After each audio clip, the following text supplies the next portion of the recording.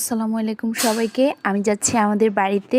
আমার ছেলের যেহেতু স্কুল বন্ধ দিয়েছে দুর্গাপূজার, তো সেই জন্যই যাচ্ছি।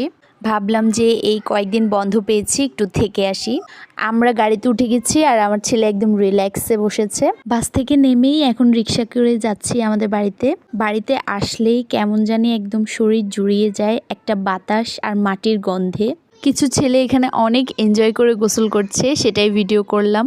পরদিন সকালে একটু খিচুড়ি খেলাম। আমি যে ভিডিও ক্লিপগুলো নিয়েছি সেগুলো ৩-৪ দিন ধরে নেওয়া, কারণ আমি সবই ভুলে যাই, আপনারা জানেন। আজকের আকাশটা এত সুন্দর লাগছিল। শহরের ইটবালু সিমেন্ট ফেলে এখানে এভাবে গাছ আকাশের মায়ায় পড়ে থাকতেই যেন ভালো লাগে। এই যে আমার চাচার ঘরটা প্রায় কমপ্লিট, একদম আমাদের পাশেই করা হয়েছে। আমার বোনের ফুল গাছ, এটা নীলকণ্ঠ আর এটা অপরাজিতা।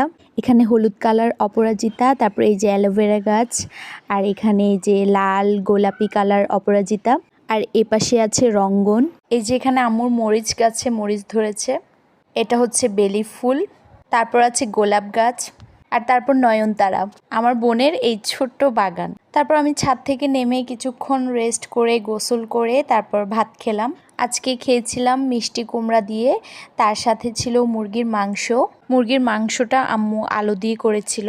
আমি আমার পছন্দের পিস মানে লেগ পিস দিয়ে খেলাম। আর সাথে ছিল রুই মাছ, এটা কিন্তু আমাদের পুকুরের রুই মাছ। আম্মু নাকি আমার জন্য রেখে দিয়েছিল, আমি আসলে করবে বলে। সন্ধ্যায় খেয়েছিলাম আলুর চপ। আজকের মতো টাটা।